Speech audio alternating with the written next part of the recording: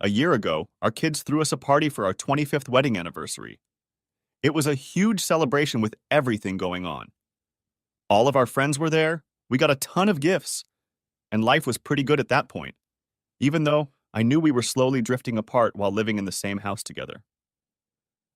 My wife, Carol, and I met in our senior year of college, and the rest is history. We fell in love, married, and had two wonderful sons, both of whom are currently graduating from college. We are now almost empty nestlings and should be enjoying the fruits of our labor, but have run into a bit of a problem. I've gotten younger and she hasn't. I haven't gotten physically younger. Rather, I had a midlife crisis when I turned 50 this year.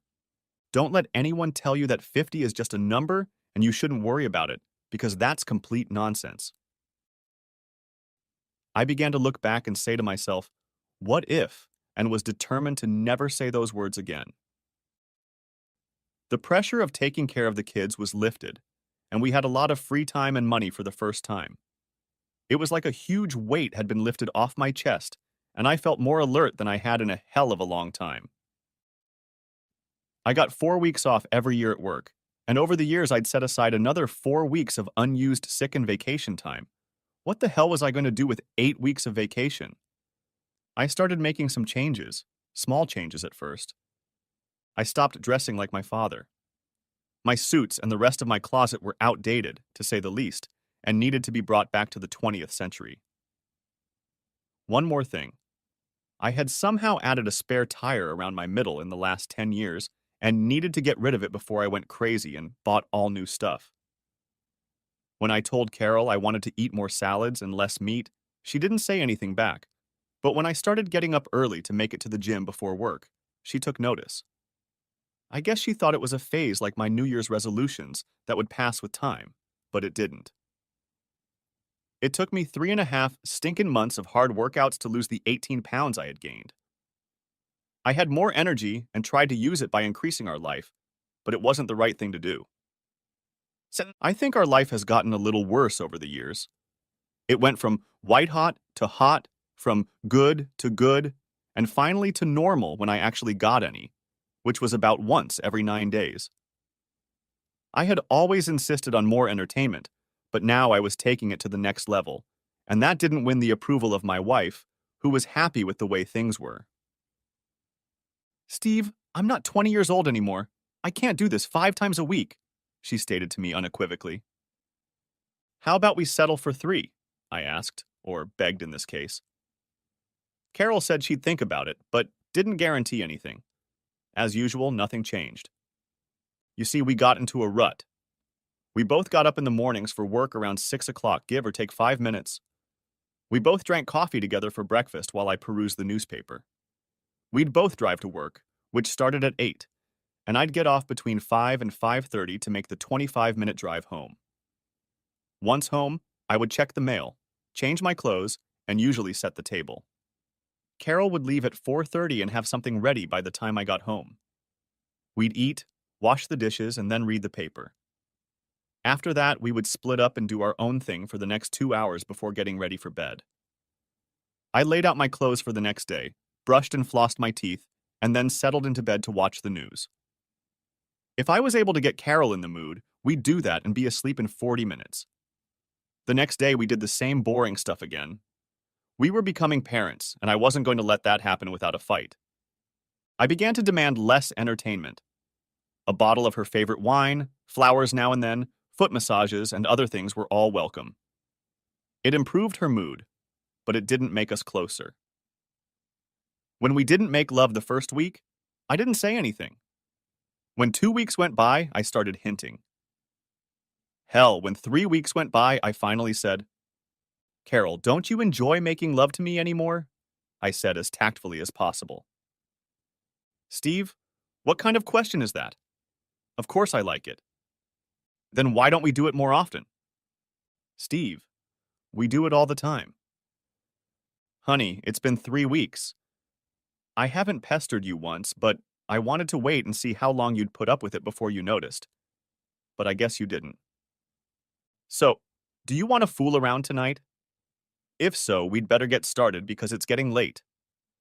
Carol, I don't look at this as some chore that needs to be done and out of the way.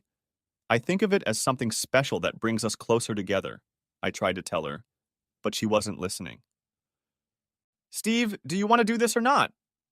She finally asked, a little perturbed that I was criticizing her for not wanting to do it anymore.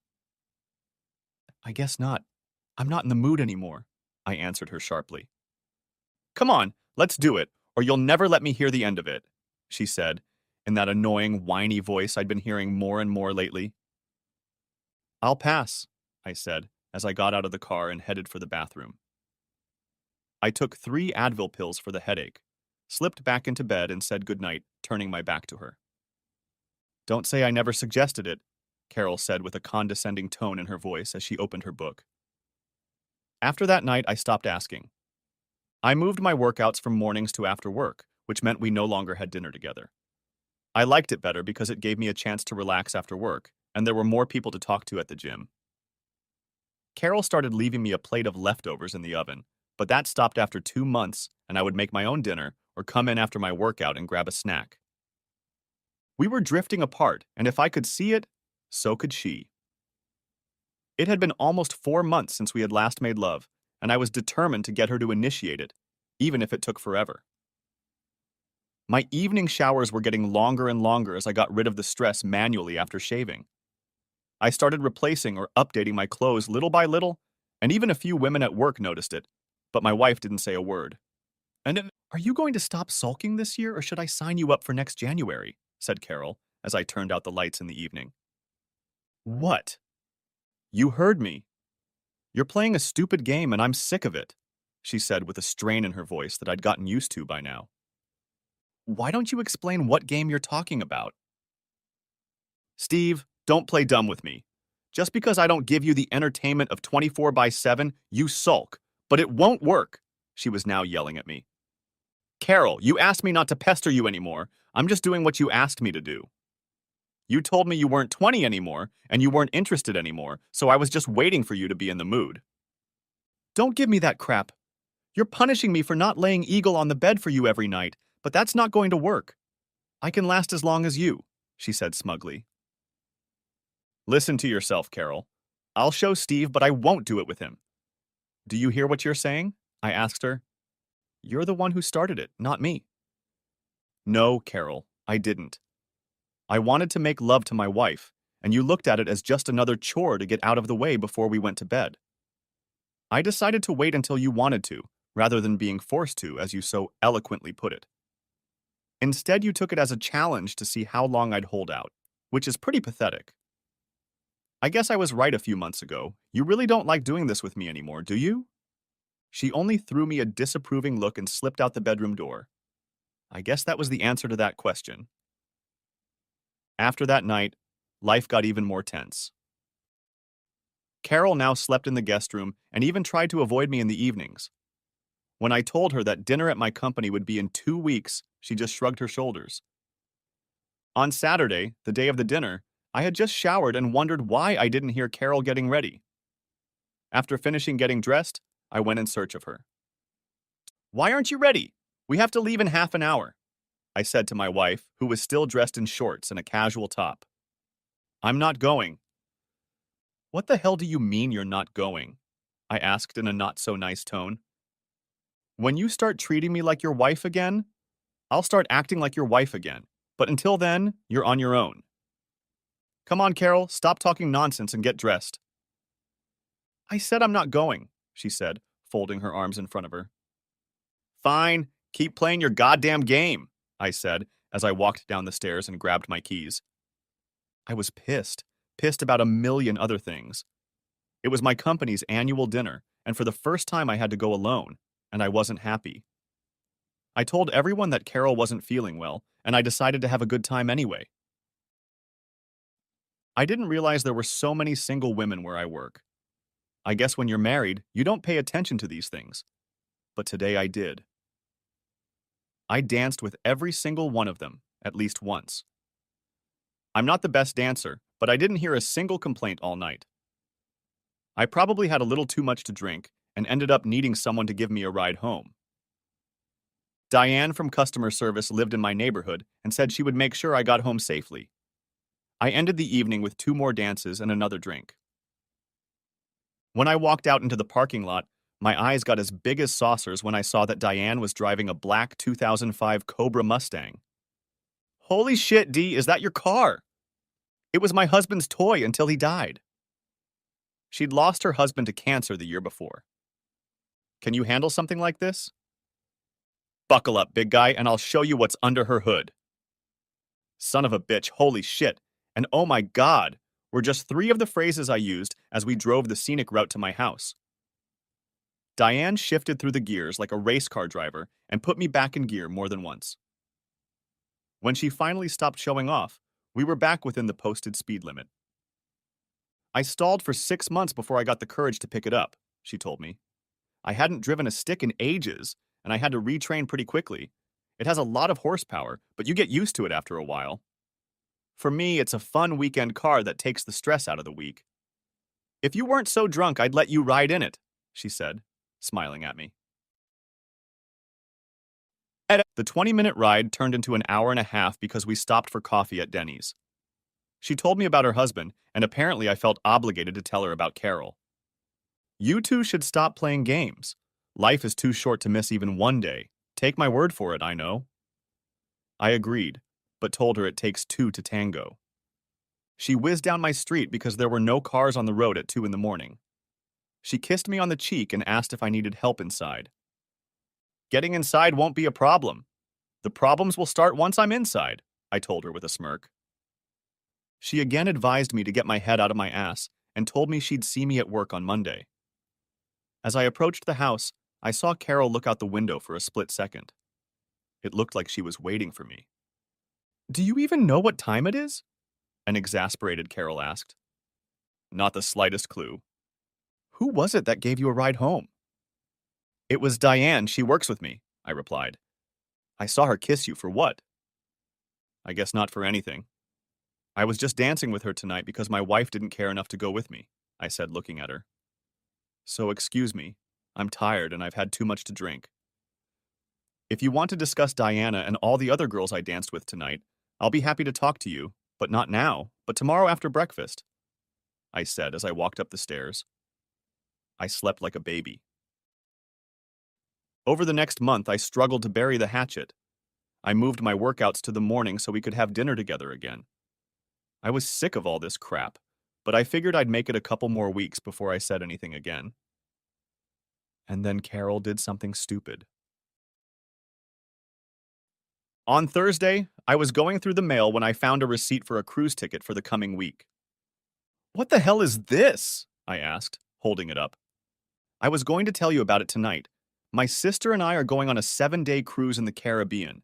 It runs from this Sunday through next Saturday. I just need some time to think about my life.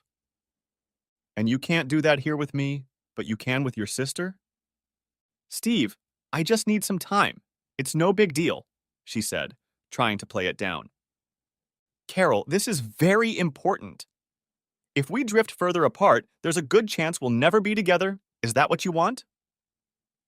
Steve, I don't know what I want anymore, she said, looking at me. Well, I think I have an answer, I said, crumpling up the ticket and throwing it at her. I think I heard her yell something after me, but I made it out the door before I heard it. I think I had finally reached my limit. I went out to dinner alone and visited 2 clubs. I spent $30 on tips and bought drinks for 2 girls before I finally left a little after 1 o'clock. On the way home, I thought about all the places I wanted to visit but never got around to. California wine country stood out among them. I loved wine but could never talk Carol into going there. She thought it would be boring as hell. I guess if she could go on vacation with her sister, so could I. When I got home, Carol was already asleep. She'd left me a note saying I was a stubborn jerk for leaving her without giving her a chance to explain herself. I'm the asshole, I said to myself, crumpling up the note and throwing it across the kitchen. Bitch! Ran through my head as I went upstairs and gathered enough clothes to be absent until she left. The Holiday Inn across the street from work was my logical choice since I had about 3 hours of sleep on Thursday night. I told the receptionist that under no circumstances did I want her to transfer a call from my wife, Carol. I turned off my cell phone and decided to hide for the next 72 hours. I did, however, check out the wine country tours. The 10-day tour, including airfare, meals, and transportation, cost me just over $2,500. I booked it for Saturday, when Carol was due back. As soon as I turned on my cell phone, there were 8 calls from Carol asking where the hell I was and why I wasn't returning her calls. I did, however, ask Diane what she was doing Saturday afternoon. If you're not doing anything, I'd like to take you up on your offer for a test drive. You think you're man enough to handle it, she said with a smile. I guess we'll both find that out, won't we? I said, smiling back at her. How about 1 o'clock on Saturday afternoon? I got directions to her house and said I'd see her then. Saturday will take care of everything and Carol will be gone on Sunday, I thought to myself. Friday, I stayed at work a little later than usual and had a full workout. I wrote up my vacation request and said I wanted my vacation pay the following Friday. I was really looking forward to it, only wishing that Carol would come with me, but I guess that didn't happen. Saturday, I slept in late and had a hearty breakfast in the hotel dining room. It was a beautiful day, and I made sure to dress appropriately, casual pants and tennis shoes. When I pulled up, Diane was just finishing washing the windshield. When she saw me, she smiled. Just making sure you'll be able to see well. You know that's one of the first things to go missing when you hit 50, she said, laughing. I think it's number 3, but damn it, I can't remember what number 1 and 2 are.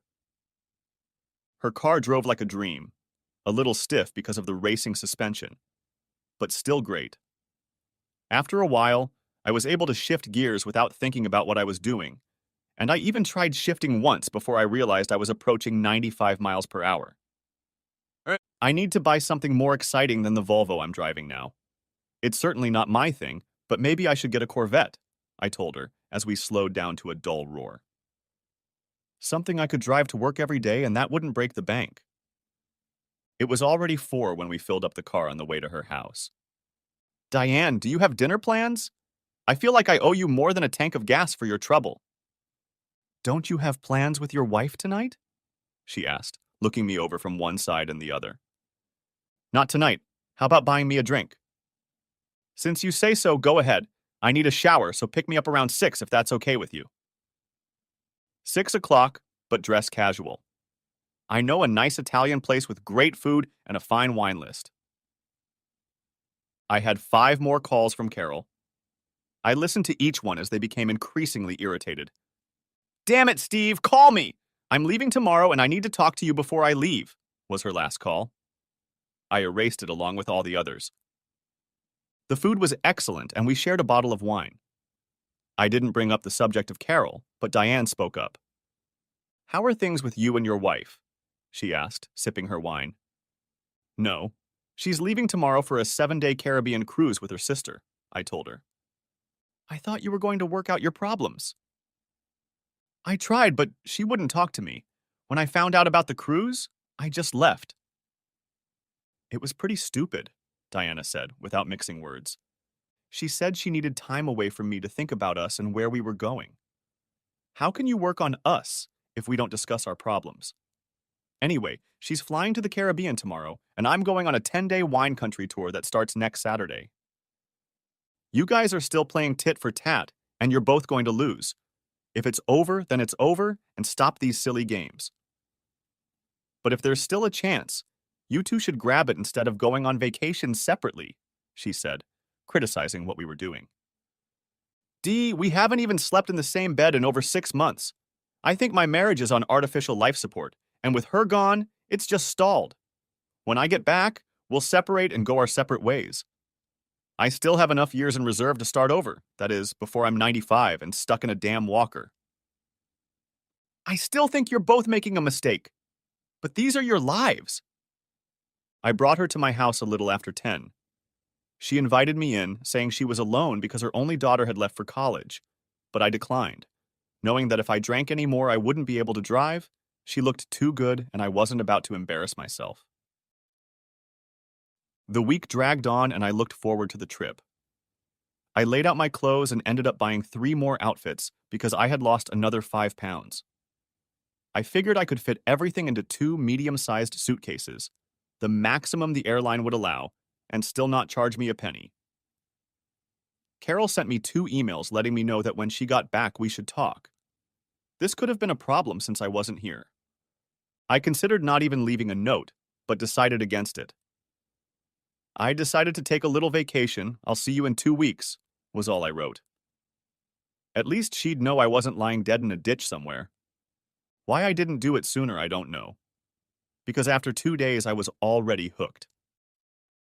Every day, we went to a different vineyard, set up store, did tours during the day, and wine tasting in the evening. With me was a group of 4 couples, a mother and daughter, and a single woman. We ate together, went on tours, and just socialized. On the 4th day, the only single person in our group approached me. "Steve, isn't it?" she asked. "Yes, and your name is Lori, isn't it?" said I with a smile. "Since we were among the odd ones out, would you like to go on a tour of some old Spanish missions tomorrow?" she asked. "They need at least 2 people, and you're the only one I know." "Sounds great. Good thing I brought a good camera with me." They said it would take about 4 hours, including travel time and the tour itself. They'll send a car for us right after the winery tour tomorrow. Lori arranged everything. That night we sat together at dinner. Lori was divorced and said that every year she decides she's going to do something new. Last year she had gone deep sea diving, getting certified, and next year she planned to go on an Alaskan cruise. Beyond that, who knows, she told me. "I see you're married. Why isn't your wife with you?" "She's on a 7-day cruise in the Caribbean." "You don't like cruises?" "She wasn't invited. She decided to take her sister instead," I said quietly, sipping wine from my glass. "I'm sorry, I didn't mean to pry." "That's okay, I wouldn't have gone anyway. She doesn't seem to be interested in my company anymore." "Well, that's her problem. So, as of tonight, you are officially my companion for the rest of the tour. That way, you'll always have someone to eat and talk to." "Lori, we all eat together and always talk to each other," I said, looking at her strangely. "I know that. It's just official now," she said, smiling, and took my hand. The tour went great, and I enjoyed Lori's company more and more each day. She told me that her ex-husband had traded it in for a newer model. I made him pay dearly for that move. Not only did I get 50% of our assets, but I got a monthly alimony check that I used to pay for all my little adventures. I only wish I'd caught it sooner. I'd love to try mountaineering, but at 45, I'm not about to push my luck. I've always wanted to take a cruise on a windjammer, where there are no frills and you spend your time sailing from island to island. I would have done it a long time ago if it weren't for the fact that my wife gets motion sickness and I was paying for my son's college until this year, I told her.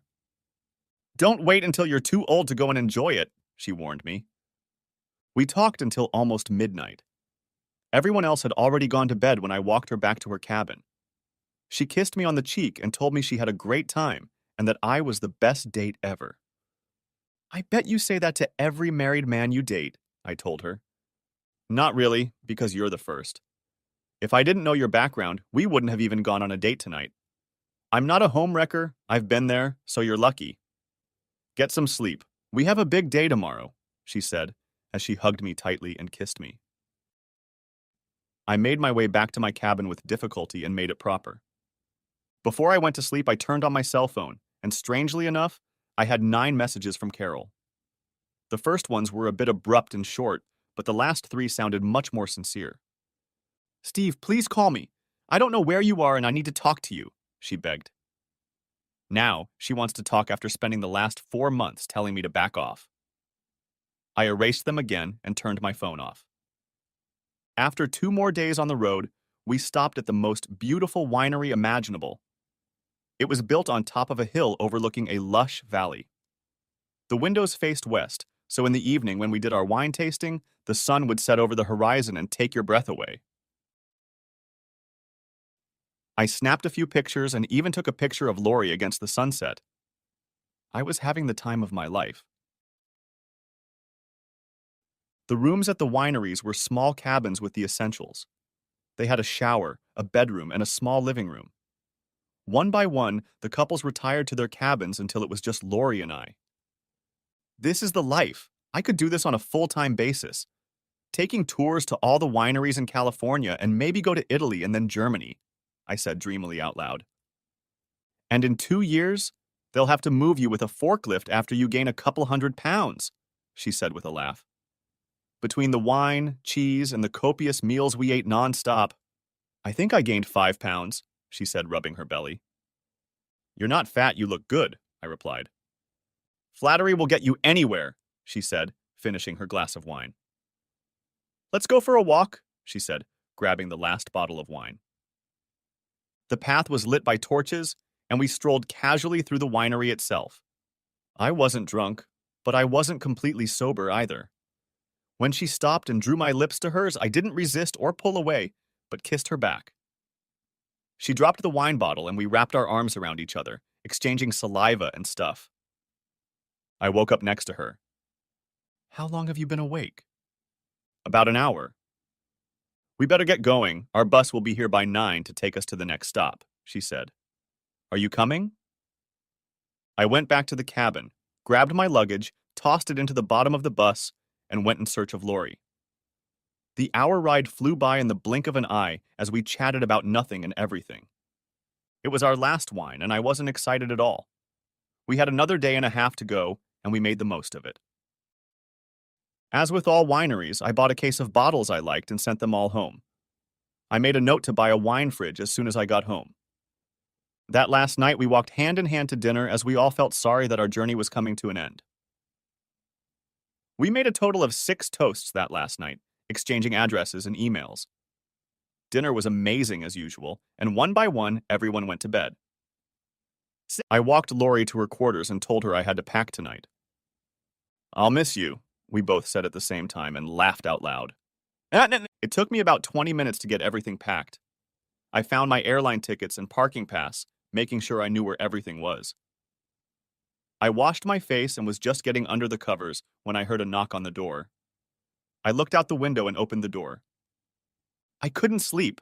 Steve, here's my email address and cell phone number. Whatever happens, let's keep in touch, she said, as she touched my face with her hand.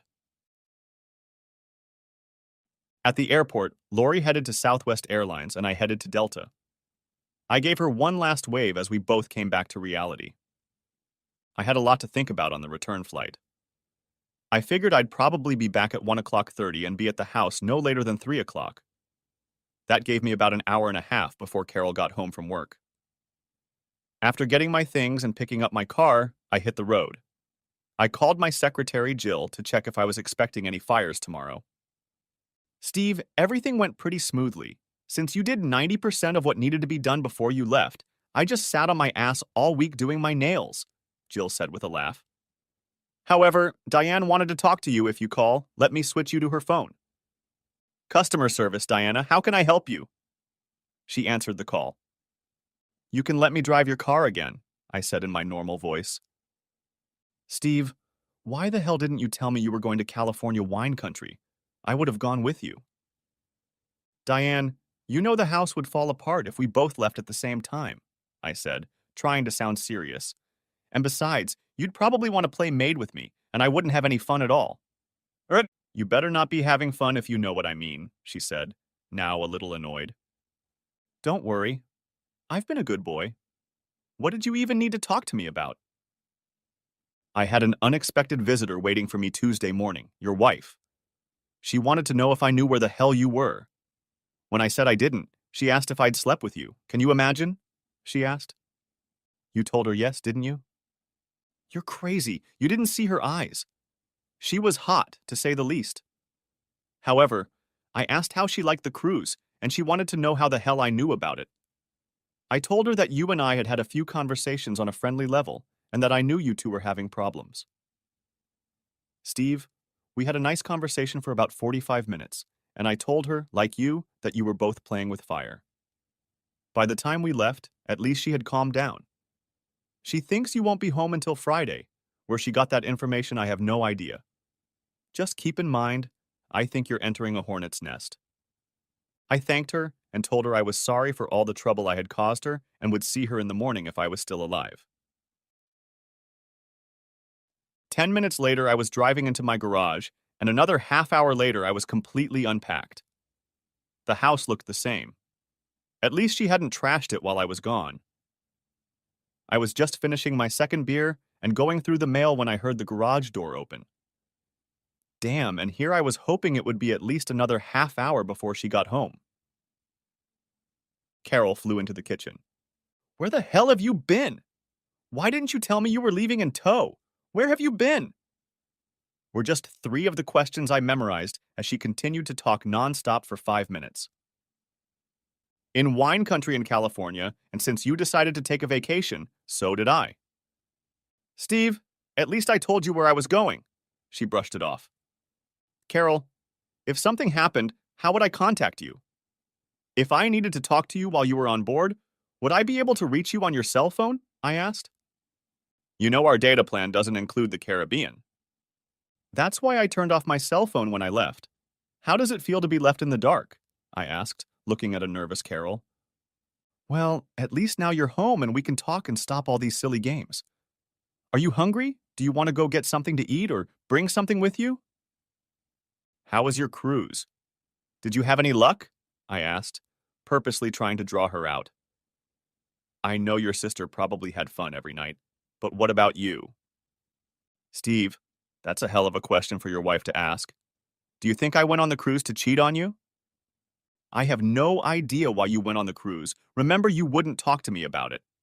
Hell, you could have had a threesome every night for all I know. By the way, are those island guys as badass as I've heard they are? If you're going to act the same way, I guess I won't be talking to you today. What else is new? Said I, still looking at her. To answer your question, no, I haven't cheated on you, and I have no idea what guys on the island look like, in case you were wondering. Maybe I should ask you the same questions, she replied. There weren't that many island guys in California, I said, trying to diffuse the situation that was now getting out of hand. And no, I wasn't having fun with anyone. I'd love to say that I'd slept with someone, but never actually done it with her. But I figured Carol wouldn't take it well. Why don't we order a pizza, open a bottle of wine, and talk? I agree. Why don't you order while I change? She said, heading upstairs. I wondered if she had moved back into our bedroom while I was gone. I guess I would find out tonight. For the first hour, we chatted about all sorts of nonsense. The little things people bring up when they're afraid to broach serious topics. I gave him another 20 minutes before I started asking the hard questions. Did you find out anything while you were on the cruise with the tramp? Steve, I wish you wouldn't call her that. She's been married several times. She just hasn't met the right guy. Carol, she had 2 boyfriends who loved her and she cheated on them both. And this is the woman you took with you to see if you wanted to stay married to me? Should I start packing now? Or did you already pack all my stuff while I was gone? I said, trying to make a joke. Very funny. You know I didn't do anything like that, but I have to admit I was pretty pissed when I got home and you were gone. That was one of the reasons I left. I figured it would give you extra time to think, not knowing exactly where I was. It was probably cruel, but you deserved it after that cruise announcement. Steve, if I had told you about the cruise earlier, all we would have done was argue.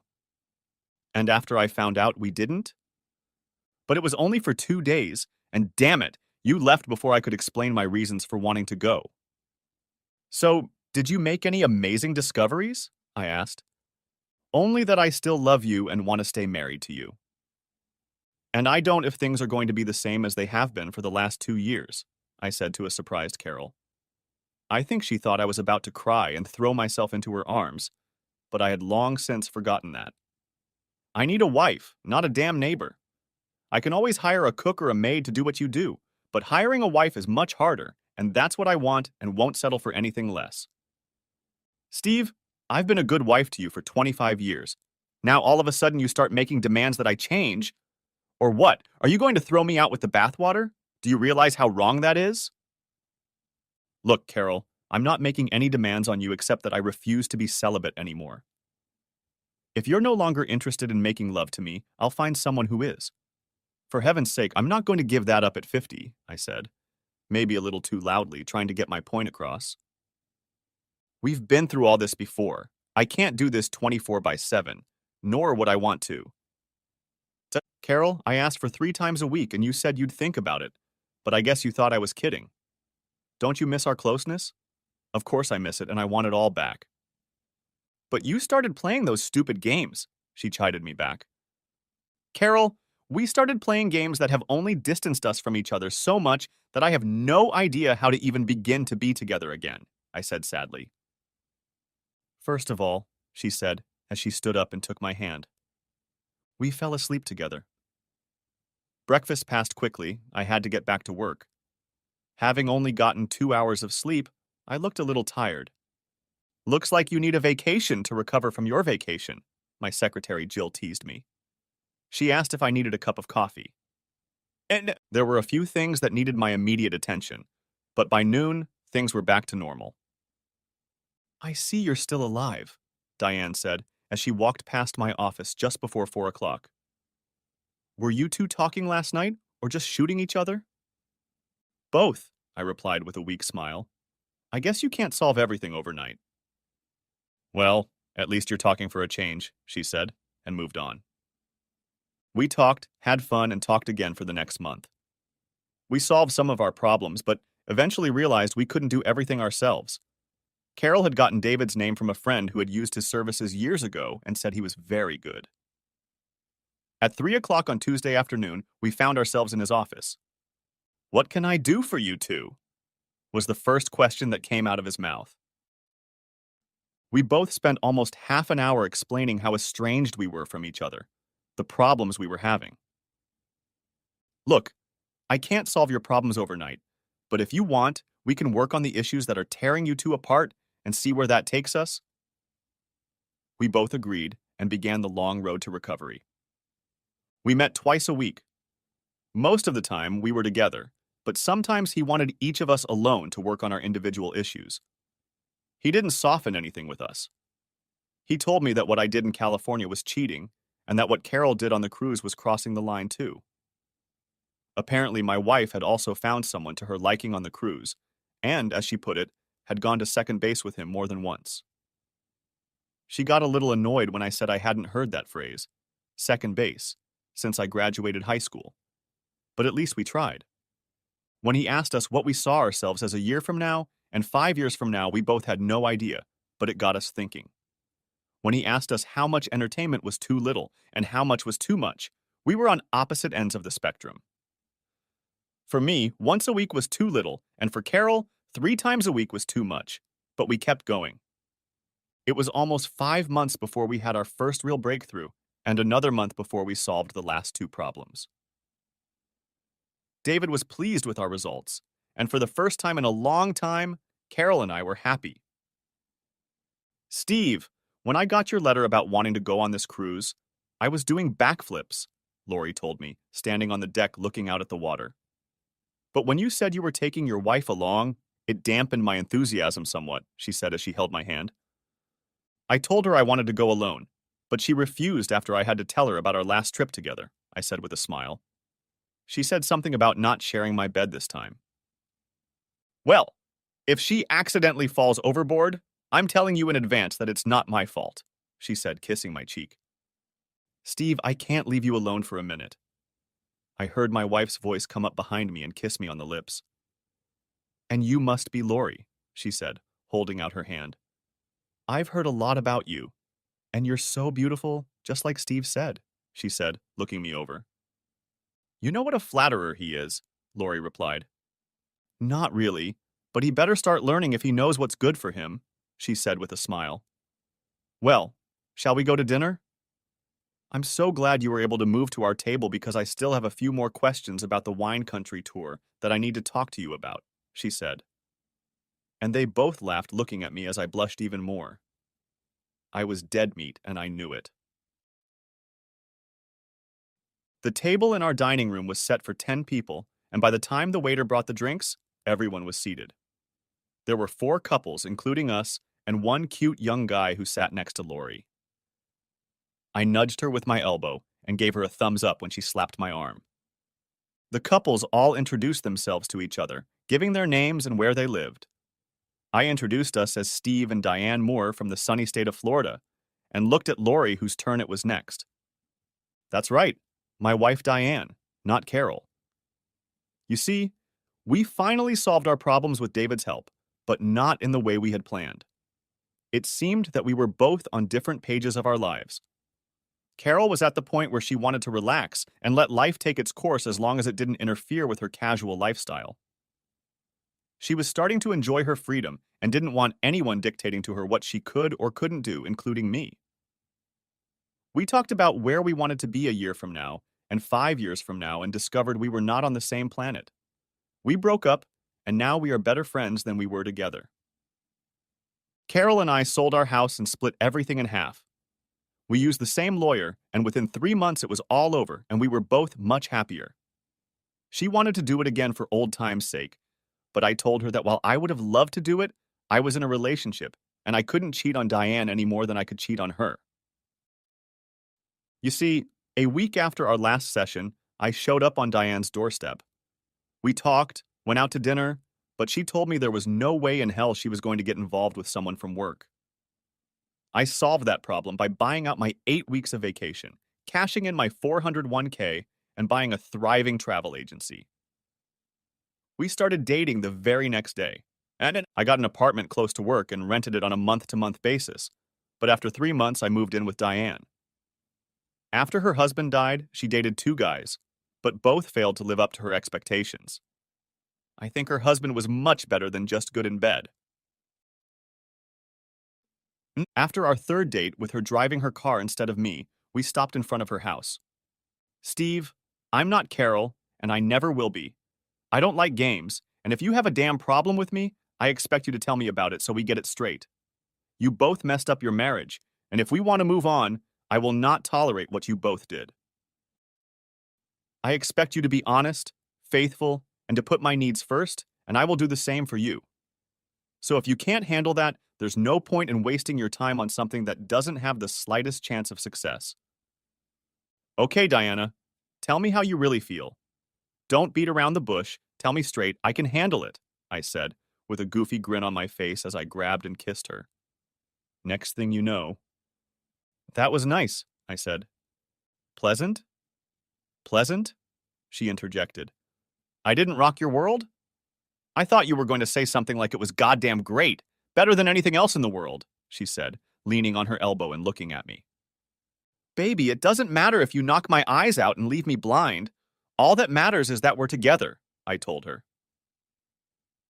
At 2 months, she wanted to make sure we had an exclusive relationship.